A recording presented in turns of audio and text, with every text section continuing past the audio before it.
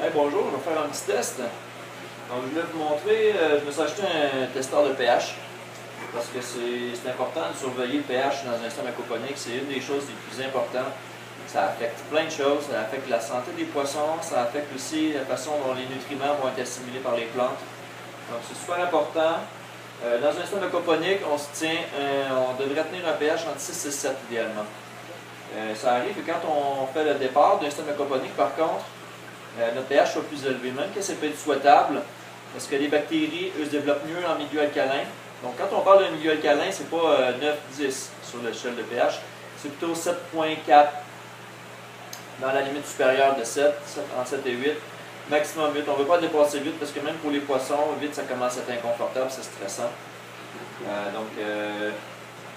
vais vous parler de ça. Un petit capteur testeur de pH que j'ai acheté sur Amazon, que vous pouvez trouver aussi dans les boutiques d'hydroponie. Puis ici pour le calibrer, le petit capteur, j'ai acheté la solution de référence. Donc ça c'est pH 7, donc le pH est vraiment à 7. On peut voir aussi que c'est à 7. Si ce n'est pas à 7, quand vous le mettez là-dedans, il y a une petite vis ici en arrière qui nous permet d'ajuster pour mettre à 7. Donc là je vous le montre, c'est 7 de pH. Ici je le rince dans une eau distillée, juste pour enlever la solution de référence numéro 7. Puis je vais le mettre dans du 4.1, 4.01 en fait. Là, je vais regarder si j'arrive à peu près à la bonne affaire. Vous voyez, j'ai 3.95, 0.94. C'est pris ici à 0.05, donc c'est à peu près la bonne chose. C'est sûr que je pourrais donner un petit coup de vis, mais je préfère tester un pH autour de 7 avec plus de précision qu'un pH autour de 4, parce que c'est vraiment plus rare qu'on va tester des substances à 4 de pH. Donc ça, c'était pour vous montrer un peu la façon de calibrer un crayon pH. J'ai passé mes solutions.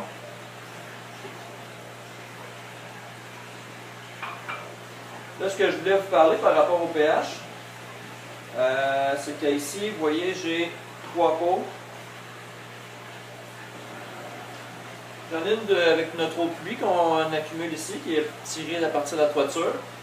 J'ai un bol plein de vinaigre, du vinaigre blanc, de l'acide acétique, et j'ai l'eau de mon aquaponie. Alors, je voulais vous montrer les différences de pH. Donc, si je commence avec mon eau d'aquaponie, on doit attendre un petit peu que le pH se stabilise.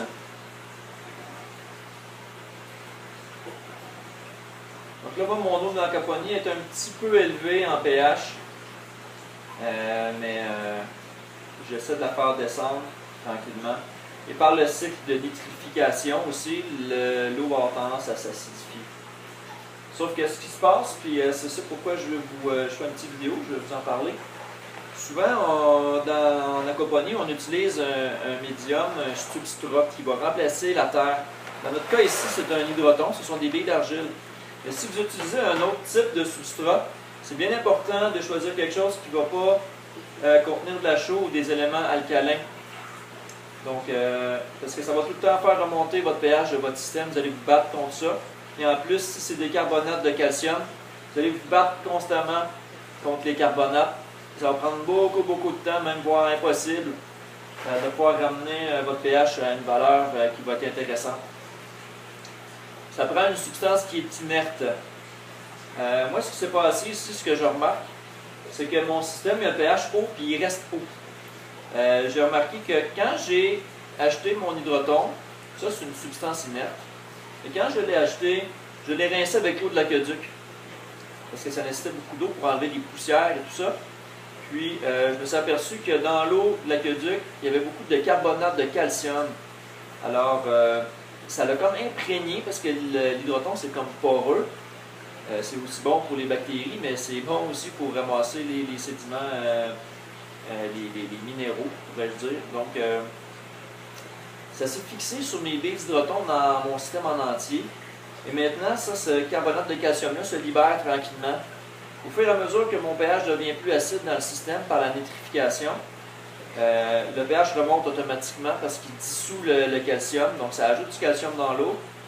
Ça a comme ça comme avantage, mais ça tient aussi le pH très haut. Donc, j'essaie de le faire descendre.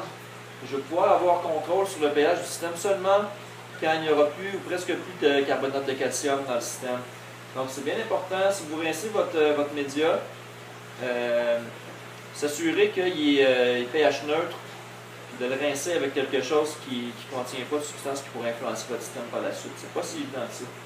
Donc, vous voyez ici, l'eau de l'aquaponie, on était à 7.36, donc autour de 7.4, ce qui est dans le haut. Ça commence à être haut un petit peu, c'est pas dramatique, mais c'est un petit peu haut.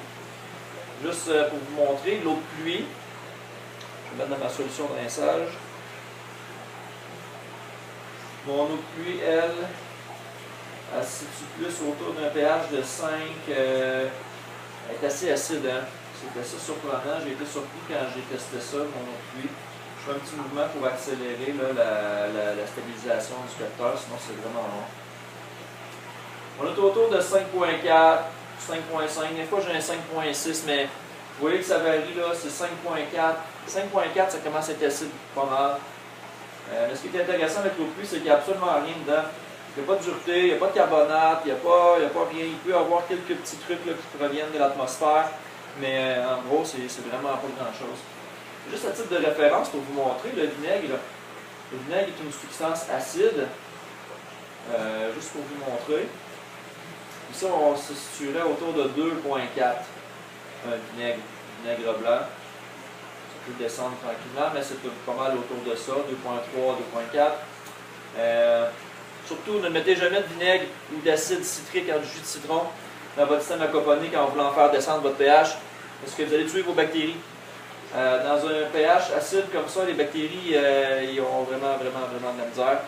Donc, il faut maintenir un pH en haut de 6, là, 5, ça peut aller. C'est pas trop toxique pour les bactéries. Mais 2 c'est vraiment trop acide. Donc, faites vraiment attention à ça. Maintenant, ce que je voulais vous montrer, c'est l'inertie. Pour tester l'inertie d'un substrat culture, on va prendre votre médium de culture. Je vais éteindre mon échelle de pH. Ah non, en fait, je vais regarder la solution ici. Donc, on prend ça, par exemple, moi, l'hydroton, je le mets dans le vinaigre. Alors là, je vais prendre la caméra puis je vais l'avancer pour vous montrer. Mais ça fait des petites bulles.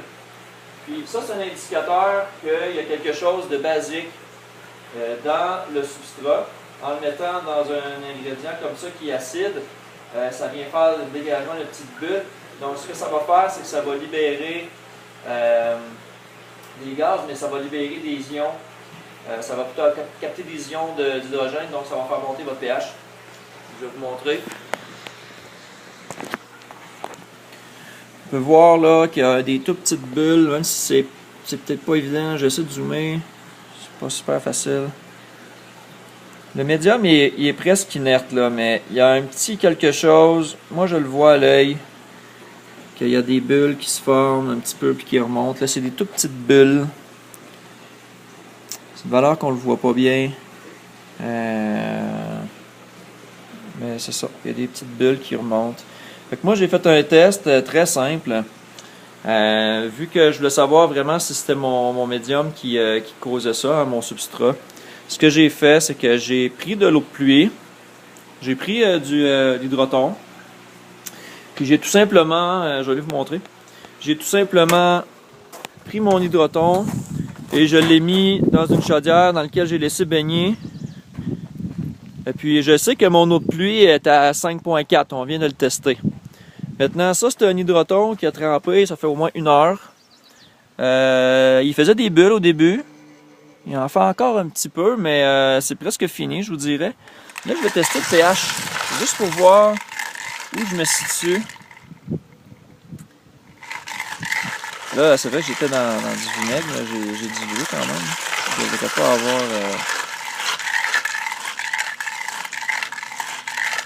Quand je l'ai fait tantôt, là, j'étais à 6.8. Donc, je suis passé vraiment d'un pH de 5.4 à 6.8. Puis là, j'ai vidé, j'ai complètement rincé à l'eau de pluie. Et j'ai rempli encore la chaudière. Donc, vous voyez là, on monte. On est à 6.19, 6.2. Et puis, la réaction est probablement pas finie. Là, ça se stabilise, mais vous voyez, ça augmente. Donc, c'est assez extraordinaire. Faut vraiment faire attention à ça. Comme là, ça va être très long avant que je puisse stabiliser mon système. Parce que vous voyez que présentement, l'hydroton, il n'est pas neutre. Mais la substance en tant que telle, l'est, c'est ce avec quoi je l'ai rincé, hein, avec l'eau de l'évier, qui est pas neutre. Donc, ça a fixé des carbonates de calcium sur l'hydroton. Je vais aller vous montrer à quoi ça ressemble du carbonate de calcium sur des roches d'hydroton. Donc, c'est vraiment comme une poudre blanche qu'on va trouver. C'est vraiment comme une poudre blanche qu'on va trouver là, sur les roches. Ça fait comme une petite poudre. Comme ça, ici, là. Ça, c'est l'indice là, que vous avez des carbonates de calcium là, dans le système. Là, ce bac-là, ici, je l'ai rincé à l'eau de pluie ce matin. Il n'y en a pas du tout. Ça a dissous les carbonates. Fait que ça, c'est... Voilà, c'est quelque chose de bien important que je voulais vous parler. Ici, ce système-là, il y en a encore un peu aussi. Vous voyez ici, là. Les carbonates. Un petit peu partout. Petite poudre blanche là, qu'il y a sur l'hydroton. C'est ça. Donc, voilà.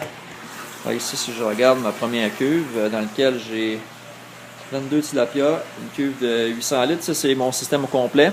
Ma cuve, elle fait à peu près 500 litres. Je vais aller tester mon pH, juste pour voir.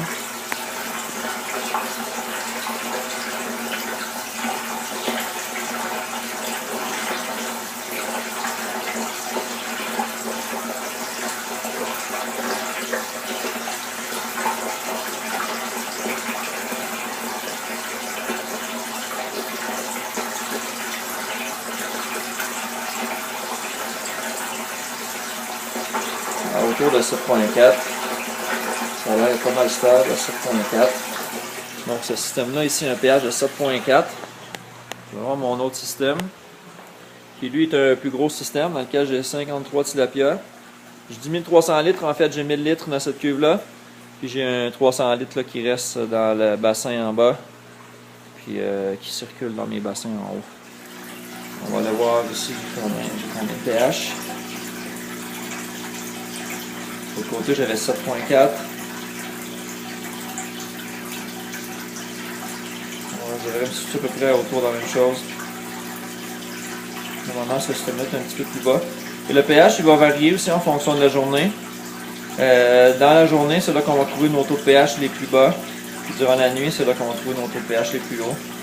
Ça à cause de l'action du gaz carbonique des plantes par rapport au jour et la nuit.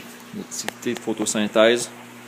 Donc, ça ressemble à ça. Là, vous voyez bien ici que j'ai des concombres qui ont une grosse carence. Ils ont vraiment là, un manque de potassium. Ce qui me fait dire ça, c'est que le potassium est un élément qui est mobile. Donc, ici, ça semble en carence. Puis plus on se rapproche de la cime, plus les feuilles sont vertes et belles. Donc, c'est ça qui me fait dire ça.